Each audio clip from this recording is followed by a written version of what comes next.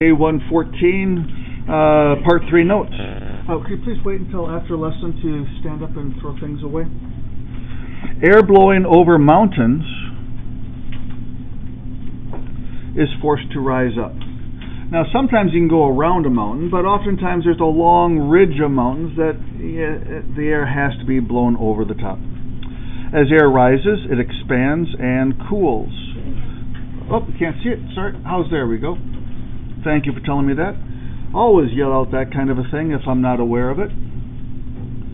So just like your spray can of paint gets cooler as the stuff on the inside expands out the nozzle, so same thing happens with air rising and expanding over the mountains. As it expands and cools, the air can hold less water vapor. So in our little cloud project, when we let the cork out of the bottle, the compressed air on the inside expands out the nozzle and cools. Number 4, eventually the air may cool until it cannot hold the water vapor that's in it. This is the dew point temperature. The dew point is the temperature at which the air will make dew form on the ground. It changes according to the humidity. If it's really humid, the dew point temperature will be high. If it's really humid, you don't have to cool it down very much for it to start being completely full. If the air is dry, the dew point temperature is low. If it's dry, if there's not much water vapor there, you have to make it really cold before it's completely full. Okay, Brianna, please fold up your laptop at this time. Let's see here. Javon, please fold yours up. Tyler, please fold yours up. Thank you. Number 5, when this happens, water collects on condensation nuclei. That's a very fancy word for just simply dust particles, dirt, maybe even bacteria. Anything that's floating in the air will be where the particles of water condense. It may be liquid water or it could be ice crystals. Whichever way it is, if you have a whole bunch of them, it's going to be a cloud. When droplets or ice crystals collide and stick together, they get bigger and bigger. Eventually they're going to get so big and heavy that they fall as rain or snow. Ice crystals gradually grow by having more water molecules stick to them. Some people claim that most clouds are made out of ice crystals. When the crystals are heavy enough, they fall as snow. Okay, so in this little space here, there we go. In this space here, we're going to first draw a diagram of the basic water cycle. The sun makes the ocean warm, and so it turns into a water vapor by the process called evaporation. And that spreads out in both directions then as it rises. And as the air spreads out, it's going to go up and over the mountain, and that's where clouds form. That's the process of condensation, making the water droplets in the clouds or the ice crystals. Either way, condensation. As they cool enough, we're going to have snow or rain fall down on this side of the mountain. And anybody know the fancy word for rain or snow or any other kind of water coming down? Precipitation. And that comes down, and some people will say that another step here is runoff, rivers and that kind of a thing. What is that word? Precipitation. That's the basic water cycle. Now, the air continues to go this direction. These arrows here are talking about water vapor droplets and stuff. Here, this is just the air keep on going over. This air is going to fall downwards, get warmer, and we've also had rain fall out of it. This is going to be dry air. So we don't have much time of rain over here. It's going to be close to a desert. Not necessarily the exact same, but it's going to be not as rainy. So what kind of environment is found on this side of the mountains? This is going to be wet. And what kind of environment is on this side of the mountains? That's going to be dry.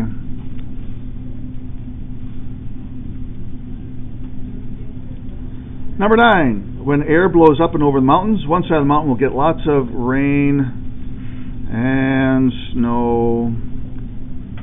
When the air dries out, air comes down the other side, compresses, heats, and few clouds are found there. The downwind side of a cloud gets little rain. Desert sort of environment. This is called the rain shadow. Clouds at, okay, so that's the end of this diagram stuff. Different topic now. Clouds at the ground level are fog. We've mentioned that earlier. If air does not cool to the dew point temperature, then no clouds will form. You have to have things cool down to the dew point in order for clouds to form. Anybody need more time? Next page. Okay, this is a fancy graph that we're going to be looking at several times during the unit. We have bars that represent the amount of rain for each one of these months. And we have 2 lines. Unfortunately, this is not very dark, so I'm going to copy it or darken it here myself. That's the maximum temperature of each month, and this is the minimum temperature for each month. The rainfall for the bars has this scale on the right-hand side, and the temperature, these 2 temperature lines have their graph over here on the left side. So this is the graph for weather of Perth, Australia. The bars represent rainfall and the curvy lines represent temperatures. The average low temperature in January, here's January, looking at the temperature, it's between 15 and 20, so let's call it 18 degrees. The average rainfall, that's going to be the bars, so it's between 0 and 5, let's call it 3. Now that you kind of see how the graph goes, what conclusion can you draw from it? There are several different ways of saying things, but can anybody give me a conclusion that's supported by this data? I'll give you candy if you can. Cindy.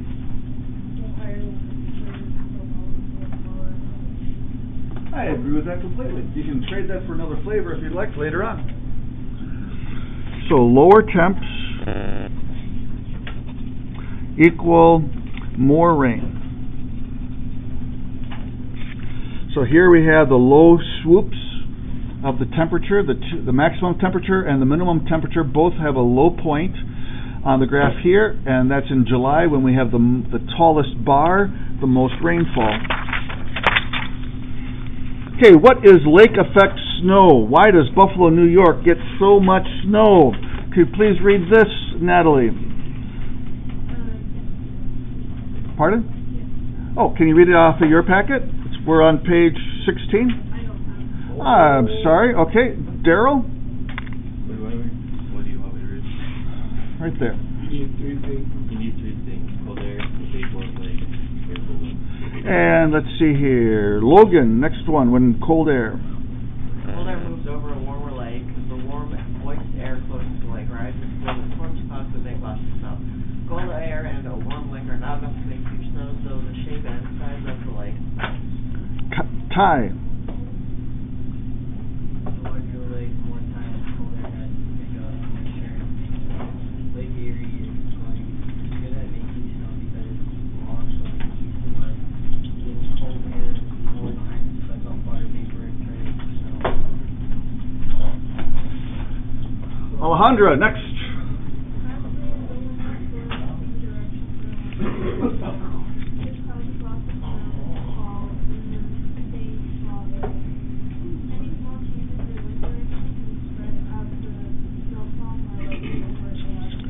So here we have Lake Erie. Let me get a different pen.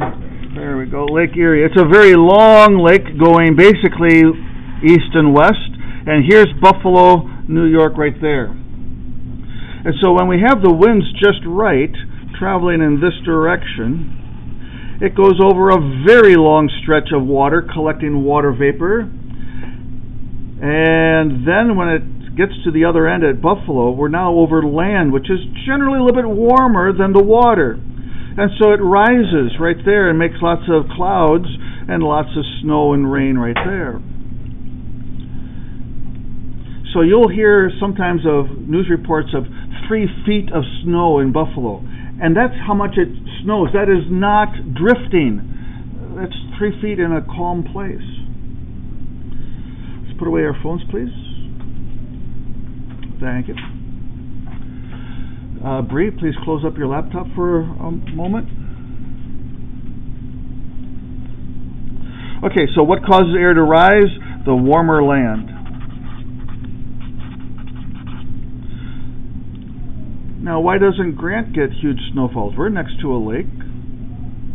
It's on the west side of us, so same wind direction would appear to be the same. And the answer is because, anybody know? Because we reach as for water. Yep, Fox Lake is not big enough. You need to have something that's dozens and dozens and dozens of miles, maybe 100 miles, maybe even more, in order to get sufficient water vapor. What direction do winds need to be to make huge snowfalls in Buffalo? It needs to go from west to east. A southerly wind would not hit Buffalo in the right way, going over the water first. Next. Also, wouldn't the places on the left side of the water also have the problem if it's going east to west? Yes, it would. Yep. Okay, why does it really rain in Seattle? I'll let you watch that on your own if you'd like. Please read this right here, Romeos. There is actually so much rain. We're on the top of page 17. There's actually so much rain in the north that some areas are considered rainforests. The main reason is that most of the water comes from the ocean to the west as it moves across the warm ocean and picks up water. When it hits the land, it forces up by many mountains along the coast. Air cools as it goes up and it can no longer hold as much water. Rain is squeezed out of the air, sort of. And Zach, when the air gets. When the air gets over the mountains, it is much drier air. So it does not rain much on the other side of the mountain. And Tyler. Deserts often occur on the other side of the mountain. That is called the rain showers. Alejandra.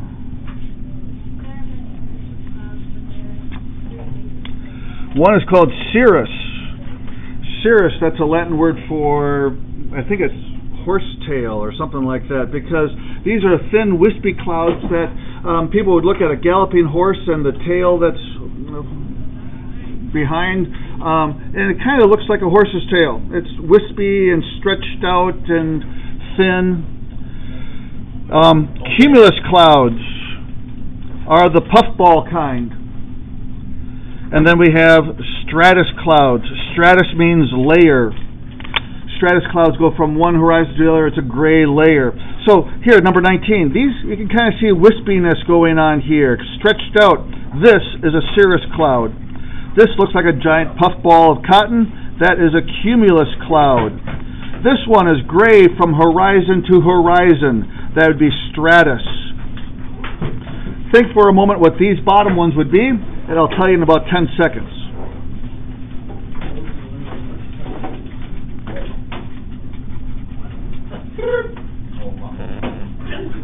And there we are there. There's no homework for tonight.